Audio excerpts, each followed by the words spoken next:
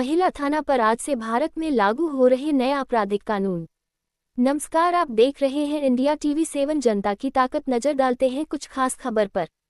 भारत में लागू हो रहे नए आपराधिक कानून के संबंध में आम जनता को जानकारी दी गई। साथ ही महिलाओं एवं बच्चों से संबंधित प्रमुख प्रावधानों के संबंध में जागरूक किया गया। KPPN शाहाना बेग, शाहजहांपुर, 28 जून 2024।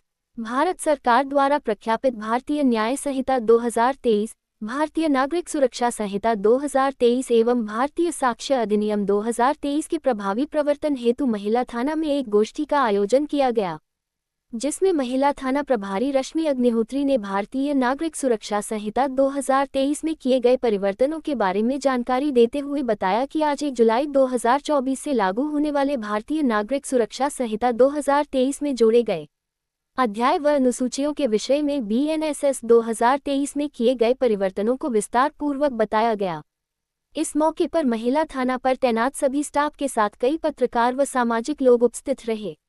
शाहजहांपुर से सत्येंद्र गौतम की रिपोर्ट। एक ऐप हुआ था लॉन्च, उसमें भी कंप्लेन ऑनलाइन हो रही थी, लेकिन जो 0 FIR है ना, ये आप कहीं भी दर्ज करा सकते हैं और कोई भी पुलिस या कोई भी विभाग आपको मना नहीं करेगा कि यहाँ की घटना नहीं, हम यहाँ दर्ज नहीं करेंगे।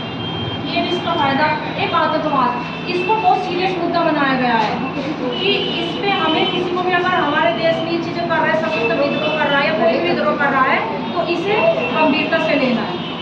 अब एक नया प्रावधान हुआ, जैसे 60 वर्ष से अधिक व्यक्ति है, गंभीर रूप से बीमार है, लेकिन उसने कोई ऐसा क्राइम कर दिया जो 3 साल से कम है, तो उसको एडिशनल हमें ऐसे आएगा कि रिसीव हो गया।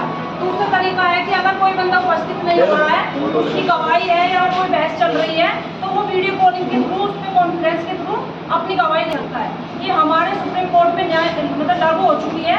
यहाँ थोड़ा सा भी जैसे रीजनल एरिया है या कुछ बाहर के एरिया है, मेरठ वगैरह में भी कुछ जगह चल रहा है, सेशन कोर्ट में भी कई जगह। दूसरा जो तरीका था वो अभी बताया कि ब्रिटिश रूल वो चाहता था कि अगर ये अपराध करेंगे तो इनको न्याय दंड देना है, लेकिन हमारी जो गवर्नमेंट है वो चाह रही है कि हमें दंड नहीं देना, हमें अपने नागरिकों को देखना है कि उसे न्याय देके किस तरीके से अपराधी को दंडित करना है। और तीसरा जो है कि पहले जो गंभीर अपराध थे, बाहर की सरकार हमारे उन पर ध्यान नहीं दे, उन्हें अपना बिजनेस करना था। ब्रिटिश जो करने के लिए आए थे कि वो अपना बिजनेस करने के लिए आए थे, उन्हें फर्क नहीं पड़ रहा था क्या चीज़ें हैं। कुछ उन्होंने सुधार भी किया, ऐसी बात नहीं है, महिलाओं के संबंध में, बच्चों के संबंध में।